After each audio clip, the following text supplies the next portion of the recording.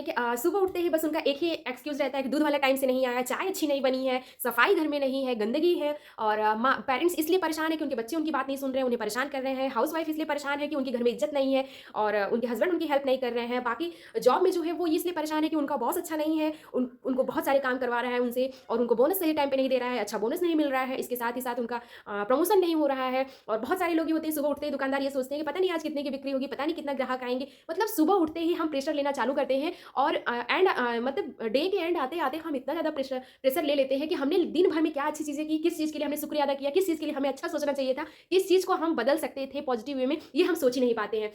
और यहाँ तक कि हम पूरे दिन में केवल सुबह भगवान का नाम एक बार लेते हैं कि बस हम काम अपना शुरू कर रहे हैं, लेकिन इसके साथ ही साथ ये हम दिन भर में उनको एक बार भी याद नहीं करते हैं। जो चीज़ें अच्छी हुई, अगर एक ग्राहक भी आया, अगर हस्बैंड ने अच्छे से बात की, अगर इन-लॉज़ का सपोर्ट मिला, उस चीज़ के लिए हम कभी थैंकफुल होते ही नहीं हैं। ये हम कभी सोच ही नहीं पाते हैं कि किस लिए थैंकफुल हुआ जाए। और ज़्यादातर स्टूडेंट क्या सोचते हैं कि स्टूडेंट एग्ज़ाम नज़दीक है और वो उस समय सोचते हैं कि अफ़र्मेशन कैसे लिखा जाए, किस तरीके से हम अच्छे मार्क्स गेन करें, किस तरीके से हम बहुत अच्छा अचीव कर सकें। इन सारी चीज़ों को लेकर के वो केवल और केवल नेगेटिविटी से भरे होते हैं और ये सोच-सोच के परेशान होते हैं कि किस तरीके से वो एग्ज़ाम में टॉप करें, किस तरीके से गवर्नमेंट एग्ज़ाम पास करें। इन सारी चीज़ों को हम एक तरीके से हम समझ लीजिए इन सारी चीज़ों का एक ही सॉल्यूशन है सरेंडर। जी हाँ, सरेंडर। अरे भाई पुलिस के सामने सरेंडर नहीं करना हमको, हमको करना है अपने गॉड, अपने यूनिवर्स, अपने महादेव के सामने सरेंडर करना है। हर चीज़ों के लिए हम सरेंडर होना सीखें, हर चीज़ के लिए हम अगर उन पे छोड़ना चालू करें तो हमारी लाइफ़ बहुत ईज़ी हो जाएगी।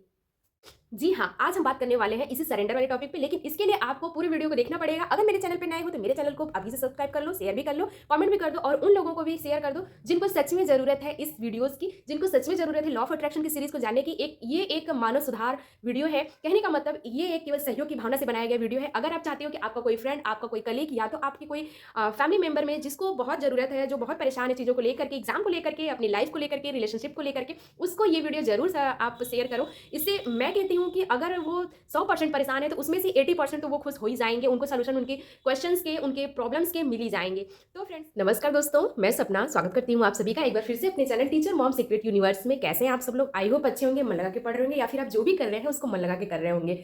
फ्रेंड्स हम लॉ ऑफ अट्रैक्शन की सीरीज़ में बात कर रहे हैं। पिछले वीडियो में मैंने बताया था कि छोटे-छोटे स्टेप लेकर के आप मनी की अबंडेंस और इसके साथ ही साथ आप अपने पढ़ाई को, चाहे आप गवर्नमेंट एग्ज़ाम की तैयारी कर रहे हो, चाहे आप किसी क्लास में पढ़ रहे हो, किसी कॉलेज में पढ़ रहे हो या तो फिर आप कोई भी कोर्स कर रहे हो, उसमें अच्छा करने के लिए हमें बुक से इमोशन अपना जो है वो बना के रखना है, वो अटैचमेंट बना के रखना है। ये सारी तो बातें हो गई थियरी वाली, लेकिन क्या आपने कभी प्रैक्टिकली ये सोचा है कि इस ब्रह्मांड का निर्माण भी एक अट्रैक्शन से हुआ है, एक इंसान का जन्म भी एक अट्रैक्शन से ही होता है? ये बात समझ रहे होंगे। अगर दो लोगों के बीच प्यार नाम का संबंध ना हो तो कैसे किसी इंसान का जन्म होगा, कैसे किसी तरीके से? ये यूनिवर्सल ट्रुथ है कि ये पूरा ब्रह्मांड जो है वो एक लॉ, एक अट्रैक्शन पे ही काम कर रहा है। फ्रेंड्स हमने बहुत सारे अप एंड डाउन अपनी लाइफ में हमने देखे हैं, या तो फिर आगे हम ये आशा रखते हैं कि हम देखेंगे, लेकिन कहीं न कहीं हम जो चीज़ें ईज़ी दिखती हैं, कहने का मतलब हर टाइम खुद को खुश रखना, किसी भी वे में आप नेगेटिव अगर होते हैं तो उस चीज़ से बाहर निकलना, ये सुनने में, कहने में सरल है, लेकिन ये उतना ईज़ी नहीं होता है। ईज़ी चीज़ ही इंसान को करने में टफ़ फ़ील होता है उसको। यहाँ भी मैं सिंपल शब्दों में आपको बताना चाहूँगी कि लॉ ऑफ अट्रैक्शन का सिंपल सा फंडा है कि जो हम चाहते हैं, जो भी चीज़ हम जिसके बारे में सोचें, जिसके बारे में विजुअलाइज़ करें, जो भी हम चीज़ चाहते हैं वो हमारी लाइफ में आती ही आती हैं। ये इसका एक थियरी होता है। लेकिन कहीं न कहीं आप ये फ़ील कर पा रहे होंगे कि हम ज़्यादातर एग्ज़ाम पर्पज़ से हम ज़्यादातर ये सोचते हैं कि एग्ज़ाम, कोई भी एग्ज़ाम पास करने के लिए मेहनत बहुत लगती है और किसी भी एग्ज़ाम को पास करना इतना आसान नहीं होता। किसी भी एग्ज़ाम को हम सीरियसली, एक हमारी एक आदत सी बन गई है, किसी भी एग्ज़ाम को पास करने के लिए हम सीरियसली रहने की कोशिश करते हैं कि हम गंभीरता से पढ़ाई करें, हम चीज़ों को समझें, हम थोड़ा प्रेशर में आएँ, थोड़ा टेंशन में आएँ। ये सारे जो समझ लीजिए कि ये सारे तरीके जो है ना, ये दर्शाता है कि हम अपने एग्ज़ाम को क्रैक करने के लिए हम सच में लगे हुए हैं। आम आम मतलब नज़रिए से ये चीज़ हमें समझ में आती है, लेकिन कहीं न कहीं ये बात हम भूल जाते हैं कि जो भी चीज़ें हैं, जिस चीज़ के बारे में जिस दिन हम ईज़ी लेने लगेंगे, उसको हम कर रहे हैं, लेकिन उसको हम खुशी मन से अगर करना है, तो आपको नहीं लगता है कि आपकी आधी मेहनत में, या तो आप अच्छी चीज़ों को करने के लिए आपको बहुत मेहनत करने की ज़रूरत नहीं है। कहने का मतलब अच्छा एग्ज़ाम पास करना है, अच्छा जॉब चाहिए, अच्छी जॉब सैलरी चाहिए, इन सब के लिए बहुत मेहनत की ज़रूरत नहीं है। केवल और केवल स्मार्ट वर्क करना है। स्मार्ट वर्क का मतलब आप खुश रह के, ईज़ी रह के आप सरेंडर करिए। आज का हमारा ये जो टॉपिक है, हम यूनिवर्स के सामने खुद को कैसे सरेंडर करें। आज हम इसी पे बात करेंगे कि यूनिवर्स के सामने हम कैसे खुद को सरेंडर करें। देखिए, हमारे मन में ये हमेशा ख्याल आता है कि लॉ ऑफ अट्रैक्शन क्या काम करता है, क्या ये सच में ईजी है, क्या ये करना सही होगा, क्या केवल सोचने से सब चीज़ें मिल जाती, क्या विजुलाइज करने से सब चीज़ें मिल जाती हैं।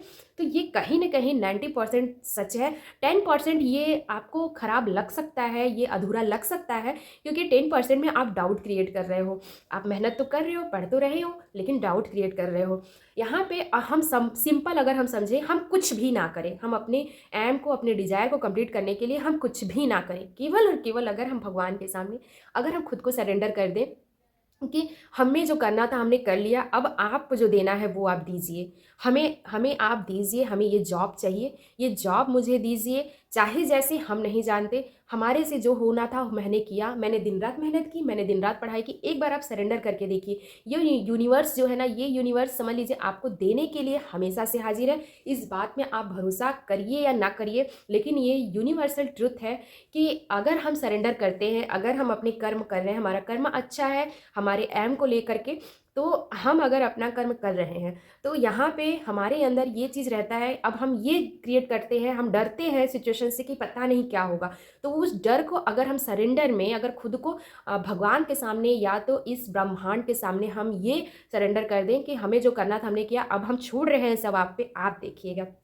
तो यकीन मानिए, ये इतना मैजिकल है कि जिस दिन से आप सरेंडर करने लगोगे ना चीज़ों को लेकर के, अगर आप कर रहे हो और ये विश्वास रख रहे हो कि आपके गॉड, आपका यूनिवर्स आपके साथ है, आप उस पर सब चीज़ें छोड़ रहे हो कि आप देखिएगा हम छोड़ रहे हैं यहाँ पे, आप मुझे उस लक्ष्य तक ले जाएंगे, मुझे जो कर्म है, मेरा जो कर्म है वो मैं करूँगा। कहने का मतलब, मेरा मन है, अरे मेरा कर्म है पढ़ने का तो मैं पढ़ूंगा, मेरा कर्म है विजुअलाइज करने का तो मैं करूँगा, मेरा कर्म है पॉजिटिव अफर्मेशन लिखने का तो मैं लिखूँगा। और इस तरीके से अगर आप सोच के चलोगे ना, तो यकीन मानिए कि सरेंडर करने से यूनिवर्स वो चीज़ 100% में से 100% देता है। ये बात इतनी अच्छी है, इतनी समझ लीजिए कि असरदार है ये, कि ये इन सारी चीज़ों को मैंने भी फॉलो किया है बहुत सारी चीज़ों में लेकर के, कि अब जिस दिन अगर मान लीजिए किसी चीज़ को अगर मैं मान लीजिए मैं सोचती हूँ कि मुझे ये चीज़ चाहिए, या तो फिर ये रिस्पेक्ट चाहिए या सम्मान चाहिए, इस तरीके का अगर मैं सोचती हूँ और मैं आशा रखती हूँ कि वो चीज़ मुझे मिले, तो कहीं ना कहीं मेरे मन में एक डर रहता है, पता नहीं मुझे मिलेगा कि नहीं मिलेगा, पता नहीं मेरे साथ होगा कि नहीं होगा।